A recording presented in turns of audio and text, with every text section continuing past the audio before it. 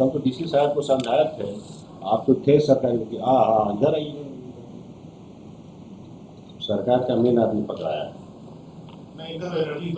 उनको से काम मतलब है, बोलने तो दीजिएगा। आप बैठ नहीं ना, आप बैठ ना आप बैठ लीजिए।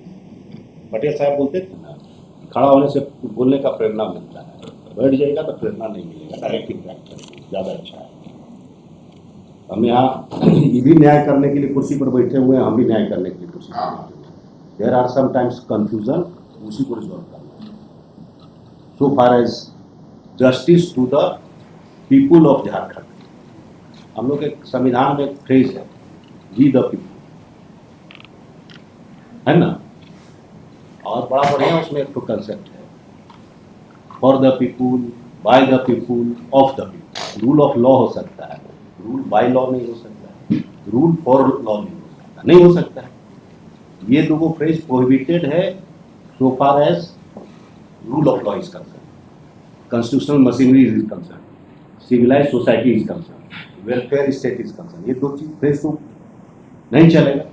लेकिन जहाँ पर वी द पीपुल आ जाएगा, वहाँ by the we the people, for और ऑफ सब चलेगा। यही संविधान है। अब लैंड का जब यूटिलाइजेशन की बात आती है, कोई भी गवर्नमेंट अगर लैंड यूटिलाइजेशन करने के लिए जा रहा है तो उसके लिए एक फील्ड राइटली और रॉन्गली बड़ा पहले बना दिया गया है, that is known as a land acquisition. ठीक, अब प्रॉब्लम क्या आ रहा है कि आप क्लेम कर दे रहे हैं कि हमारा जमीन है, इसलिए कहा एक्वायर करेंगे और डायरेक्ट यूज कर जा रहा है, तो फिर एरिया बनता है सिविल डिस्प्यूट का। They have to no other option but to file a civil suit. अगर सिविल सूट फाइल हो जाएगा तो ऑर्डर 3912 को हम नहीं रोक पाएंगे, that power is there. Order 3912 में आपका सब प्रोजेक्ट हम रोक देंगे, एक भी प्रोजेक्ट आपको नहीं करना। ऑर्डर 3912 इज देयर, और नहीं तो बना हुआ प्रोजेक्ट को तोड़वा देंगे। ठीक है ना, इस एरिया में तो जाने से तो पब्लिक का भला नहीं होगा।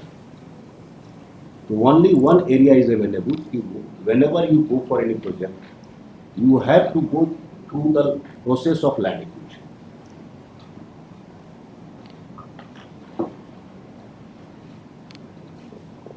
लैंड एक्विजिशन का एक कंसेप्ट है, whenever government is going to utilise any land. Land acquisition में देखिएगा कि 4-5 parameter for determination of compensation.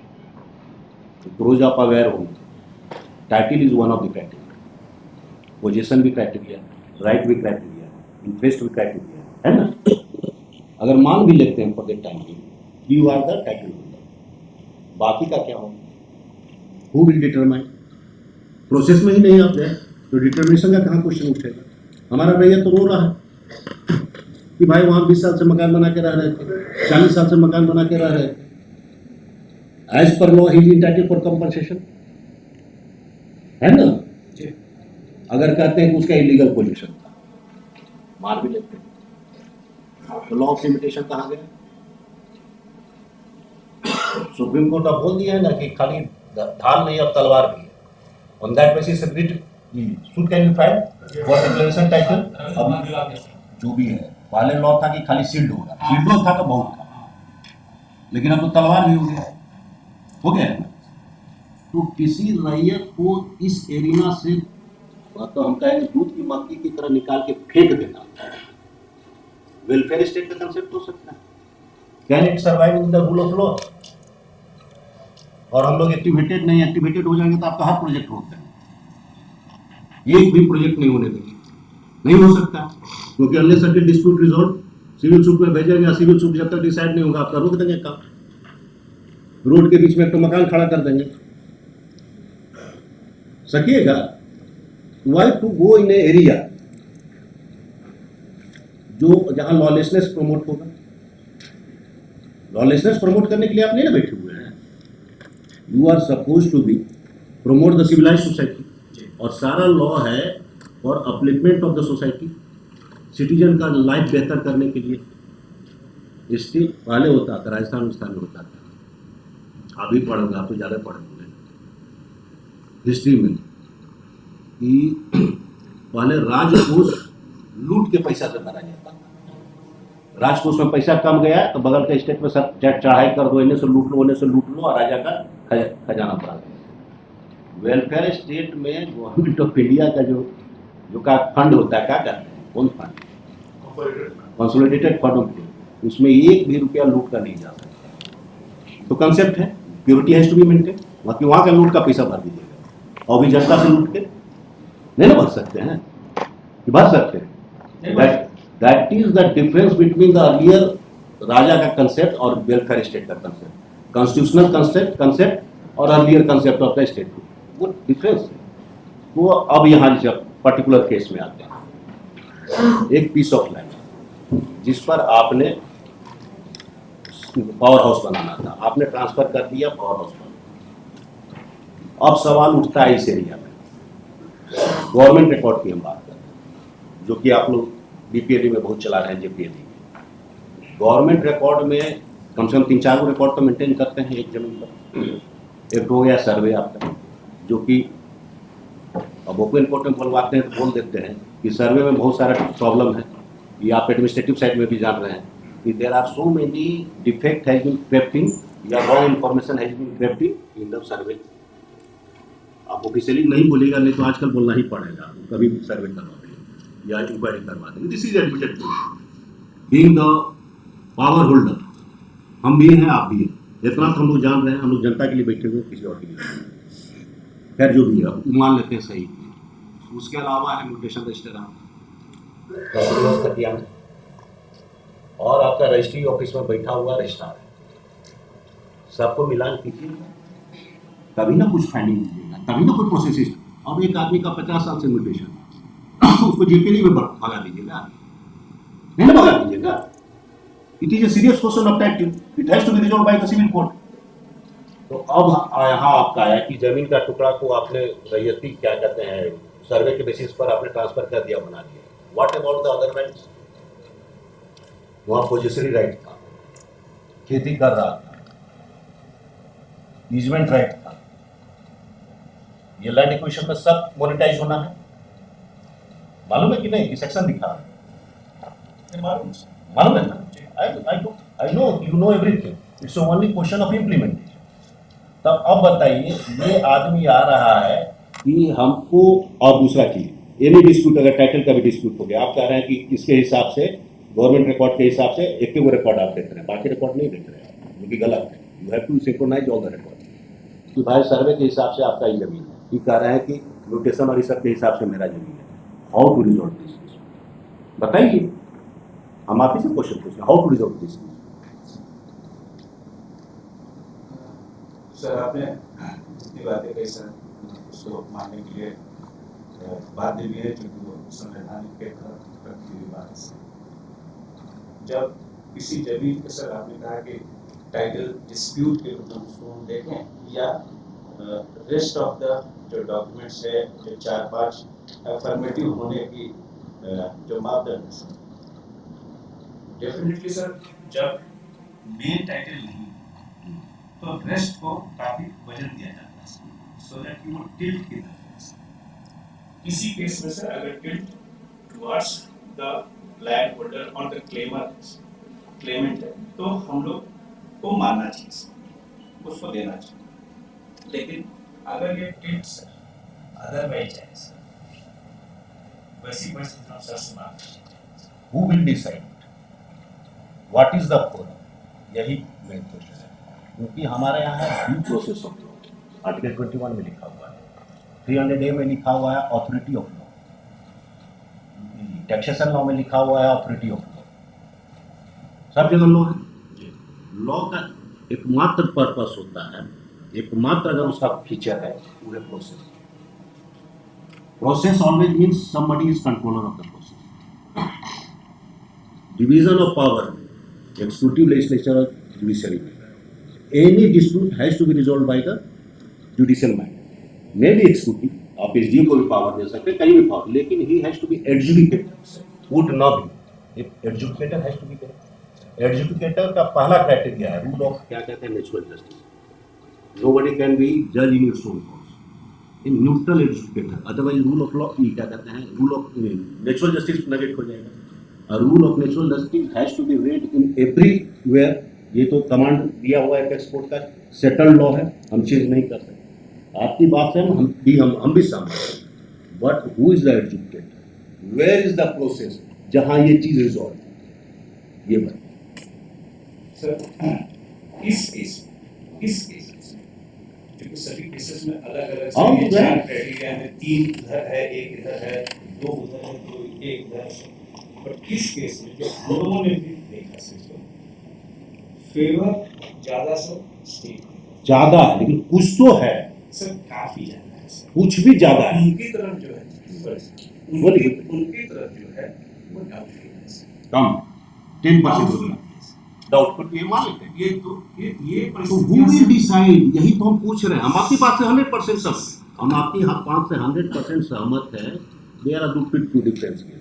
ये writ petition can be filed और writ petition can be dismissed. दोनों में hell of the difference. File कर सकते तो फाइल हो, डिसमिसल चाहिए तो डिसमिसल हो, लेकिन फोरम तो होगा. Who will decide, way citizen कहां जाके रोए. एक रोने का जगह तो उसको दीजिएगा. Where is that place. यही रूल ऑफ लॉ, शायद रूल ऑफ लॉ में यही. सर आपके पास इसी हुआ है. हाँ.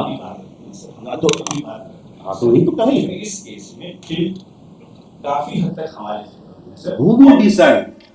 सर जो हमारा क्लेम है सर, अब या हम आपकी क्लेम मान लें, या तो सर डिसाइड कर दें या तो हम डिसाइड करेंगे. रिपोर्ट में एक नया प्रोसेस हो जाएगा. उसी के लिए बार बार कहें कि when there is already a process under the land acquisition officer, एक सिविल कोर्ट ऑलरेडी बना हुआ है, why not to refer all such dispute, utilization power under 64 और वाले 18 था जो भी, आप सिविल कोर्ट में आप रेफर कर दीजिए. वहाँ पर रेफरेंस में जो एक बात और ध्यान रखिएगा, when ever land acquisition proceeding चलता है, इसका कल्मिनेशन बड़ा बढ़िया है. जिसने ये बनाया है लॉ पूर्वज के विजडम पर क्वेश्चन नहीं किया जा सकता कि no dispute remains, no forum remains, सारा खत्म हो जाता है. It vest in the state government free from all encumbrance. कुछ नहीं बचता है. रेफरेंस में एक ही प्रोसीडिंग चलता है, weather it should B monetised and who is recipient of the monetized money, none else. किसका क्या राइट है, किसका टाइटल है, पोजीशन है, कुछ मतलब लेना नहीं. ये डिटर्मिनेशन है stepping stone only for the entitlement to receive monetized money और वेदर मोनेटाइजेशन इज रिक्वायर्ड. बस इसी के लिए ये दो प्रोसेस ऑन कर. ये forum, neutral forum has to be there. अगर न्यूट्रल फोरम नहीं रहेगा या कोई हम फोरम क्रिएट नहीं करेंगे तो रूल ऑफ लॉ नेगेट. बस मेरा इतना ही कर. हम नहीं कह रहे कि आप गलत हैं, यू मे बी राइट. आप हैं कह रहे हैं कि writ petition should be dismissed in limine, हम डिसमिस करेंगे सुन, लेकिन हम रीट पिटीशन फाइलें नहीं करने देंगे नहीं ना. तो वही हम कह रहे हैं कि वेयर इज द फोरम. एक फोरम तो दीजिए जहां पर की चीजों को सेटल किए. अब forum has to be neutral. It is the requirement of our system.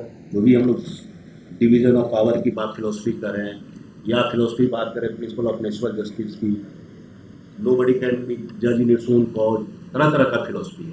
लेकिन मोटा मोटी क्योंकि ये अगर एक केस हो रहता है तो हम रिजॉल्व कर सकते हैं extraordinary. But if it is a routine matter then there has to be forum. इससे हुआ ना, बहुत सारे रूटीन मैटर है. रूटीन मैटर आया तो हम लोगों ने जेट क्रिएट करवाया, झारखंड एजुकेशन के लिए. अगर दो चारों केस रहता तो हम भी रिजॉल्व कर देंगे, रीट कोर्ट में रिजॉल्व कर देंगे, हमको कोई प्रॉब्लम नहीं किसी भी कोर्ट में. लेकिन रूटीन तो नहीं ना चलेगा. तो फंडामेंटल राइट का जो भी आएगा हम इंटरटेन करेंगे. लेकिन ये रूटीन जब हो रहा है डेली अफेयर्स में 24/7 का कंसेप्ट है, there has to be forum. और फोरम ऑलरेडी लॉ प्रोवाइड की. Why not to utilize that forum.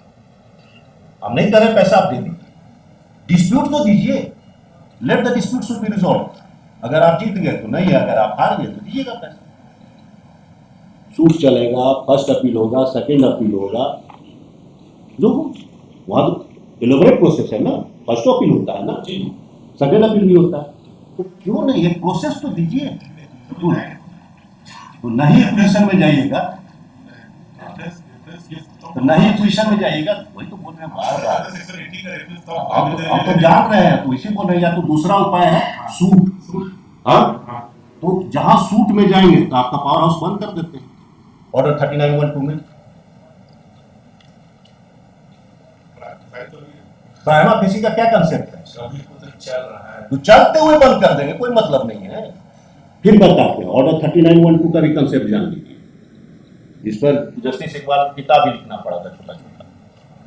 Prima facie case मतलब तराजू नहीं है कि कौन भारी हो रहा है।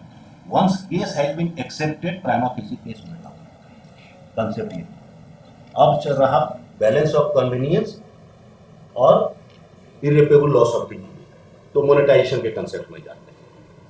एक लाइन लिखते हैं, अगर रेसिडेंशियल हाउस है, तीनों क्राइटेरिया पूरा हो गया, ऐसे ही स्टे कर देते हैं, है ना। फिर कॉमर्शियल फील्ड है, छोड़ देते हैं। अगर मान लीजिए किसी का उस पर आर्टिकल 21 है, उसे ब्रेड एंड बटर मिल रहा है, क्राइटेरिया फुलफिल्ड, स्टे मिल जाएगा। और अगर स्टेट का मेला फाइट दिखेगा तो एक चौथा क्राइटेरिया क्रिएट करके उसको स्टे कर दें। क्योंकि स्टेट का power has to be utilized for the welfare of the citizen, nothing else. हम इस केस के मेरिट पर नहीं है कि किस तरफ जाएगा, हम देख रहे हैं कि सिटीजन को हम फोरम कहां, I have to give a forum, ये तो हम नेगेट नहीं करते। एक फोरम तो हमको इसको देना होगा, तो है ही, तो है ही। वही फोरम नहीं देते हैं सूट का। आपको तो फर्क नहीं। हाँ, तो हम देंगे सूट का फोरम, लेकिन हेंसफोर्थ हम याद रखेंगे कि सरकार सब जमीन में अपना जमीन, you are declaring any land as a government land, you are a जज under which capacity you are deciding it is a government land, may be record in your favour. आपको ये डिसाइड करने का पावर किसने दिया? और अगर आप डिसाइड कर रहे हैं तो हम लोग अदरवाइज डिसाइड करेंगे, पावर स्टेशन आपका बंद कर देंगे, क्योंकि बिना सिटीजन को फोरम दिए हुए हम नहीं होने देंगे। There has to be a forum, और non controversial forum, no problem वाला फोरम खाली वही हो सकता है लैंड एक्विजिशन, क्योंकि वहां स्टे का कंसेप्ट नहीं है। There can't be any stay, whether it is a monetize, whether it should be monetize और नॉट, खाली यही इश्यू चलता है। लेकिन सिविल सूट में, इस केस में नहीं भी आपको मान लीजिए पिटिशनर को नहीं भी रिलीफ, दूसरा केस में सिविल सूट में उसको स्टे मिलेगा। हम यही लिखेंगे लॉ में, it will be circulated in the court below, कि जहां इस तरह का डिस्प्यूट आता है आपको प्रायोरिटी बेसिस पर सुनना है, ऑर्डर 3912 का पिटिशन डिसाइड करना है, उसका अपील आएगा हमारे पास, वो भी देख लेंगे। Your project will be in term, entire project will be in term. आप डेलिबरेटली डिस्प्यूट के एरिया में जाना चाहते हैं, your entire project will be in dispute. हम लोग किसी केस में डेलिबरेटली नहीं जाना चाहते। वही तो बोल रहे हैं, वो एरिया ही ऐसा है, सूट का ऐसा एरिया है जहां पर पावर है। लैंड एक्विजिशन में किसी के पास पावर नहीं है टू स्टॉप द प्रोजेक्ट, वहां खाली इतने रहेगा कि पैसा मिलेगा कि नहीं। Can there be second alternative? आप बताइए। अब सम ट्रिब्यूनल, सम नहीं तो जैसे ट्रिब्यूनल का कंसेप्ट, जैसे आपका सीसीएल में है, एनएचएआई में, सीसीएल में खास करके, या तो बाई एग्रीमेंट कर लीजिए। सीसीएल में क्या देखिएगा, और इसी क्या कहते हैं लैंड एक्विजिशन क्या होता है, पोल बिल्डिंग एरिया, उसमें दो क्राइटेरिया है। एनी लैंड के पास जाते हैं तो अगर आप मानते हैं उसका अधिकार तो नेगोशिएट कर लीजिए, नेगोशिएट करके पैसा डिसाइड, मतलब दोनों पार्टी नेगोशिएट के बाई म्यूचुअल एग्रीमेंट काम नहीं करता, पहला क्राइटेरिया। दूसरा क्राइटेरिया है एनी डिस्प्यूट, अगर आप कहते हैं हम नहीं देंगे या कम देंगे या बेसी देंगे या जो भी है डिस्प्यूट, वहाँ ट्रिब्यूनल बना हुआ है headed by the retired employees, वो डिसाइड कर देते। लेकिन प्रोजेक्ट कांट बी स्टॉप्ड। हमारा ये कंसर्न, हम खाली ये नहीं देख रहे हैं कि सोशल बेनिफिट, सोसाइटी का भी बेनिफिट, स्टेट का भी बेनिफिट, इंडिविजुअल भी बेनिफिट, दोनों अगर सिंक्रोनाइज किया जा सके और बिना कन्फ्लिक्ट का जोन में जाए हुए, बिना किसी को नुकसान पहुंचाए हुए अगर न्याय हो सकता है तो हम उस एरिया को क्यों नहीं होगा। मेरा यही बस करता है, क्योंकि जो दूसरा एरिया जो बार बार आप लोग बोलते हैं बिना किसी दिमाग लगाए हुए कि अगर सूट के एरिया में भेजेंगे तो always there is a possibility कि आपका प्रोजेक्ट रुक जाएगा। हमने सुना है, शायद इधर हम नहीं जा पाए या ध्यान नहीं दिए, वकील से ज़्यादा ध्यान देते थे। ये मान लीजिए आप रजरप्पा जा रहे हैं, आपके रोडों पर मकान खड़ा है ना, जिंदगी भर खड़ा रहे, छू नहीं पाइएगा। सूट में गया हुआ है, स्टे मिला हुआ है, चलेगा सुप्रीम कोर्ट, चलेगा। You are seeing the problem ना। और यही अगर आप खाली लैंड एक्विजिशन के एरिया में चले जाते तो टूट जाता।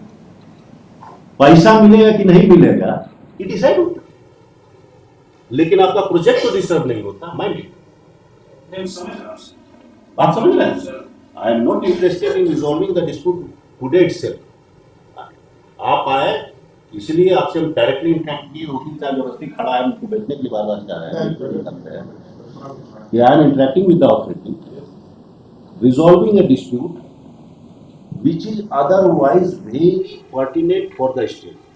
और ये बहुत मेजर एरिया है प्रॉब्लम, पॉलिटिकल हो, एडमिनिस्ट्रेटिव हो, कॉन्स्टिट्यूशनल हो, है पॉलिटिकल प्रॉब्लम में भी है, पॉलिटिशियन भी प्रॉब्लम है, पॉलिटिकल डिस्प्यूट भी है ना, किसका जमीन गया नहीं गया, क्या है नहीं है, उससे हम लोग को लेना देना नहीं, उससे हम लोग को मतलब नहीं। लेकिन देखिए दो है, conflict zone, no conflict zone, सबसे यही अंतर है। एक बुद्धिमान आदमी नो कन्फ्लिक्ट जोन में रहता है, अब बुड़बक आदमी कन्फ्लिक्ट जोन में रहता है। तो हम काहे कन्फ्लिक्ट जोन में रहे? हम नो कन्फ्लिक्ट जोन में क्यों नहीं रहे? स्टेट का भी भला हो, सिस्टम का भी भला हो, स्मूथ चले सिस्टम। ग्रीस लगाने से अगर गाड़ी स्मूथ चल रहा है, क्या ना ग्रीस लगाएंगे भाई? क्या पे चेचे का आवाज करवाते रहे? कोई पर्पस नहीं तो सर होता है।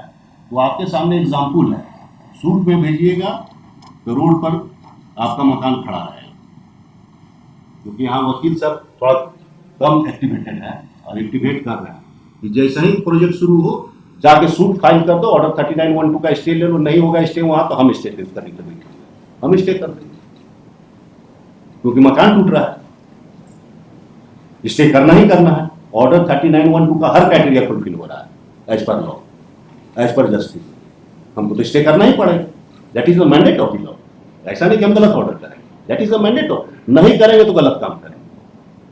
लेकिन अगर उस एरिया को आप छोड़ दीजिए, एक्विजिशन के प्रोसेस में आ गए, उस एरिया में आ गए, वही नहीं करें तो उसका जमीन मान लीजिए कि भाई कोई डिस्प्यूट उठा रहा, सीधा सीधे रेफर कर दिए, अब मकान तो टूटने करेगा, आपका प्रोजेक्ट तो नहीं रुकेगा।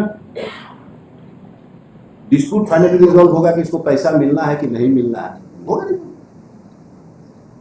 सूट चलता है भाई, टाइटल डिसाइड होगा सेम वे जो कि अदरवाइज सिविल सूट में डिसाइड होगा, वो एग्जैक्टली वही सिविल सूट उठ के वहां चला जाता है। अंतर सिर्फ इतना ही है कि वहां ऑर्डर 3912 है, यहाँ ऑर्डर 3912 नहीं है। तो ऑर्डर 3912 के इलाका में आप क्यों जाना चाह रहे हैं?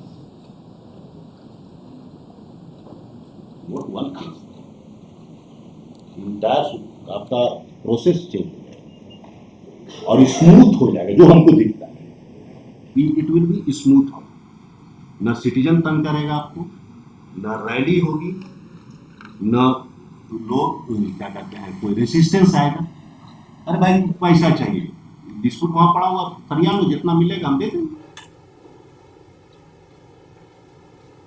डिस्प्यूट हर लेवल पर खत्म हो जाएगा। और एक लड़ने के लिए अगर मतलब खेलने के लिए अगर बच्चा को एक जमीन मिल गया तो कांच का शीशा आपका क्या तोड़ने जाएगा भाई? ये तो मोहल्ले में खेलेगा, फिर तो आपका शीशा टूटते रहिएगा, भले बोलवा आप रखते रहिए। मोहल्ला में हर तरह का आदमी होता है, तो बोलवा लौटा देता है, तो नहीं लौटाता है, परेशान करने को कर देता है। ये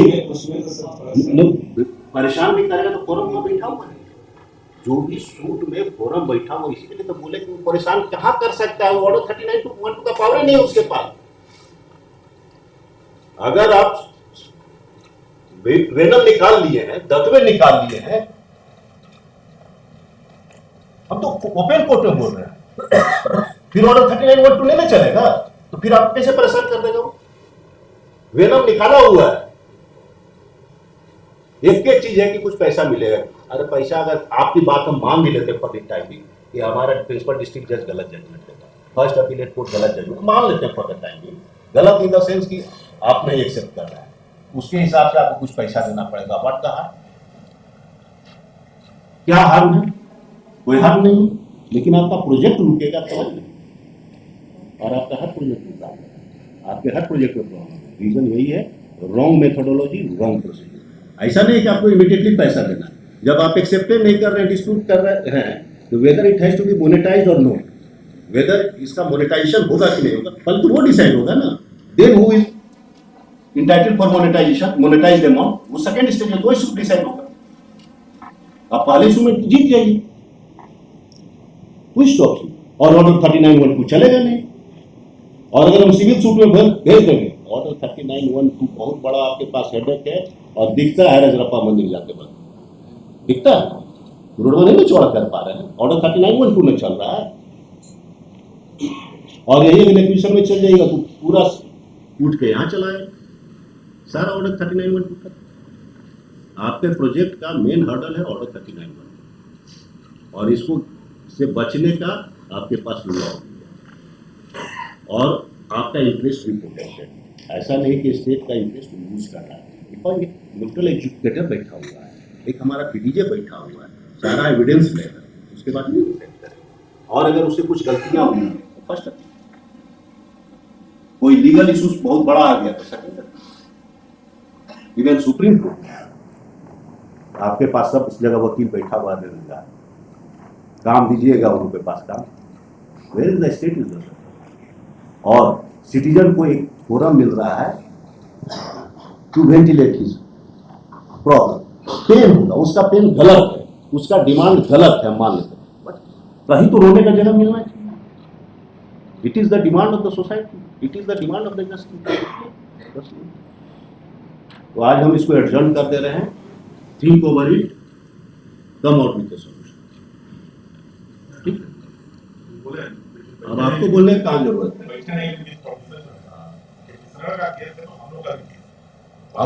जो बोला जा रहा है हम कहाँ कर रहे हैं? हम मेरिट पर सुन ही नहीं रहे हैं, बोला गया है, हम मेरिट पर सुन ही नहीं रहे हैं। नहीं, हम मेरिट नहीं बोल रहे हैं, हमको फोरम से मतलब है, फोरम की बात कर रहा है। जैसे पिटिशनर का केस, हमारा भी जो केस है, हम भी चाहते हैं कि ऐसा फोरम हमको भी मिले, जहाँ पे हम भी अपना रख सकें। वही तो है, before accepting liability, accept liability कहाँ एक्सेप्ट हो रहा है? आप बस यही बोल रहे हैं, वही तो लैंड एक्विजिशन में लायबिलिटी कहाँ एक्सेप्ट होता है? वही कीजिए ना, हमको भी चाहिए थोड़ा। तो ऐसा नहीं कि हमारा जमीन अगर जो है स्टेट का, हम ऐसा नहीं कि अब कोई आगे क्या करता है, बैक डेट से रसीद कटवा लिया पिछला जो है 50 साल का, आप ही का ऑफिसर काटता है, उससे भी काटता है, उसको एक्स्ट्रा लेंगे, उससे मतलब नहीं है। तो ये चीज सूट में ही डिसाइड होगा, लेंगे ना। नहीं, वो एक अलग चीज है, एक अलग चीज है। डोंट यू आप एक मिनट, ये वो फोरम नहीं है अभी रिजॉल्व करने का कि गलत हुआ है सही हुआ है। I am not on the record that it is wrongly created और right, I am not on the record. हम तो अभी कह रहे हैं कि दो फोरम है अवेलेबल, दो फोरम, या तो सूट या तो लैंड एक्विजिशन का रेफरेंस। सूट में ऑर्डर 3912, ये केस थोड़ा है, आप ये केस नहीं कर रहे हैं। एक अनुरोध, हाँ सर आपने जो कहा तो हम लोग के उद्देश्य से इस केस को खत्म कर दिया था सर, और आप इसी ऑर्डर कर देते हैं कि एक्सप्लोर करने के लिए तो स्टेट के लिए सब रेगुलेशन भी हो जाता है, एक डायरेक्टिव प्रिंसिपल मिल जाता सर, और हम इस पर इसी के लिए तो हम कोई हड़बड़ी में नहीं रहते हैं। आज आपको एक आइडिया दिए, let this sitting should be, आप थिंक ओवर कर लीजिए, कोई भी चीज़ को थिंक ओवर कर लीजिए, इसको छुट्टी के बाद एक डेट दे देते हैं, जो ऑर्डर करना वो कर देंगे। हम कोई भी काम हड़बड़ी में नहीं करते हैं। अब दूसरा चीज़ है कि जो दशा और दिशा तय होगा, ऐसे सोचिए, नॉट एज ए एक्सिक्यूटिव, ऐसे सोचिए कि कितना बड़ा डिस्प्यूट का एरिया खत्म हो जाएगा, कितना पीस आ जाएगा जुडिशियल प्रोसेस में, हम लोग कितना ओवरबर्डन है कम हो जाएगा। इसलिए नहीं कि हम बचना चाह रहे हैं, काम से नहीं भागना चाह रहे हैं, वही तो कर रहे हैं। तो आप सोच लीजिए, हम हड़बड़ी में नहीं, छुट्टी के बाद एक डेट दे देते हैं, आप सोच लीजिए, इंस्ट्रक्शन दे दीजिए, जैसा होगा ऑर्डर करते हैं। If it is a consensual order, और नहीं तो हम जो भी डायरेक्शन इशू करेंगे, you will fight up to that export करिएगा, उसमें भी हमको कोई तकलीफ नहीं है आप करने। लेकिन you have a right, you have a right, you have a your own policy. लेकिन हम यही सलाह दे रहे हैं कि सूट से बचिए, सूट नहीं, ऑर्डर 3912 से बचिए। सूट में तो जाना ही है, चाहे डायरेक्ट सूट चाहे रेफरेंस सूट, लेकिन ऑर्डर 3912 से बचिए। ये सूट में जाए चाहे आप सूट में जाइए, वो एक अलग issue है। रेफरल में जाएगा, किसी को कोर्ट फीस भी साइड नहीं लगता है, नहीं लगता है, सब सिटीजन बचेगा। कहा है सिटीजन को सूट में भेजिएगा, बड़ी पैसा देना पड़ता है, आप भी जाइएगा तो आपको भी पैसा देना पड़ेगा। रेफरल कोर्ट में जाएगा, काम वही होगा, काम वही होगा, शूटिंग चलेगा, एविडेंस दिया जाएगा, सारा चीज कहा है पैसा फंसना। आप लाइबिलिटी एक्सेप्ट नहीं कर रहे हैं तो पैसा कहाँ फंसा? फ्यूचर लाइबिलिटी हो सकता है। नहीं सर, फ्यूचर की हम नहीं डिसाइड हो जाए। मान लीजिए सर, आप कह रहे हैं कि नो मोनेटाइजेशन इज रिक्वायर्ड, हम पहला डिस्प्यूट कर रहे हैं, no monetization is required, direct वो कहते हैं मोनेटाइजेशन इज रिक्वायर्ड, यही डिस्प्यूट है। तो जब मोनेटाइजेशन रिक्वायर्ड है कि नहीं है, जब तक ये फाइंडिंग नहीं आएगा, मोनेटाइजेशन कहाँ होगा? आप समझ रहे हैं ना, हम हर स्टेप पर बता रहे हैं, think over the problems, practical problems, क्योंकि थ्योरी में बहुत चीज अच्छा लगता है, प्रैक्टिस में गड़बड़ हो जाता है। I want a procedure to be, देखिएगा उसमें भी है प्रोसीड्यूर एस्टेब्लिश्ड बाय लॉ, है ना, एस्टेब्लिश बड़ा बढ़िया, इस पर जजमेंट कम मिलेगा। एस्टेब्लिश्ड किसी भी चीज़ को, प्रोसेस को या किसी भी चीज़ को एस्टेब्लिश होने में सदियों लगता है। एक फिलोसफी हम लोग लाते हैं या एक आप लॉ लाते हैं, उसको एस्टेब्लिश होने में सोसाइटी में 20 साल 25 साल लग जाता है। सुप्रीम कोर्ट का एक जजमेंट को पेंट्रेट करने में जुडिशियल प्रोसेस में डिकेड्स लग जाते हैं। एस्टेब्लिश बड़ा इंपॉर्टेंट होता है। तो एक आपका एस्टेब्लिश प्रोसीजर, उसको भी डिस्टर्ब करना है, एक नया प्रोसीजर एस्टेब्लिश करना है, वो भी एक चीज़ है। तो एस्टेब्लिश वर्ड को भी ध्यान में रखना है। और अगर हम सही प्रोसीजर एस्टेब्लिश करते हैं तो एक होता है ना, अब तो कहानी खत्म, अब तो नेक्स्ट जनरेशन को कुछ देके जाना है, चाहे हवा हो, चाहे पानी हो, चाहे सिस्टम हो। आप तो अपना काम किए और 2-4 साल करना है, उसके बाद तो नेक्स्ट जनरेशन को जुआ हैंड ओवर कर देना है, तो कुछ अच्छा चीज़ देके जाए। वो भी कर, हम कहाँ कर रहे हैं कि अच्छा नहीं, हम लोग जो बेहतर और कर सकते हैं अगर हमारे पास आ रहा है, क्यों नहीं बेहतर देते हैं? चाहे वो हवा हो, चाहे पानी हो, चाहे लीगल सिस्टम हो, चाहे एजुकेशनल सिस्टम हो, बस हम इसी पर है। I am not against this petitioner और हमारे सामने देखिए एक और है, हाई कोर्ट जज बीइंग हाई कोर्ट जज बीइंग कॉन्स्टिट्यूशनल कोर्ट, हमको एक केस से मतलब नहीं है। Most of the time we are the trends. अगर हम इंडिविजुअल केसेस पर चले जाएंगे तो सिविल कोर्ट की तरह बर्बाद हो जाएंगे। हम लोग तो 2% 1% केस करते हैं, हमारा 1% केस सुप्रीम कोर्ट है, because we are only on the trend set. एक ऐसा ट्रेंड सेट हो जहाँ कम डिस्प्यूट हो, चीज़ें स्मूथ हो, बस। और हर आदमी को न्याय मिले, हर आदमी को अपना ग्रीवांस वेंटिलेट करें, क्योंकि आप you are not in conflict with the citizen, आप हो भी नहीं सकते, आप है भी नहीं, है ही नहीं, आप भी नहीं, हम भी नहीं, और ना आपका और हमारा कन्फ्लिक्ट हो सकता है, डिफरेंस ऑफ ओपिनियन हो सकता है, कन्फ्लिक्ट नहीं। वेकेशन करा था, pursuance of order so and so is present for further argument put up एक डेट दे दीजिएगा छुट्टी के बाद, personal appearance of so and so is, ठीक है, आप इस पर विचार कर लीजिए, सोच लीजिए।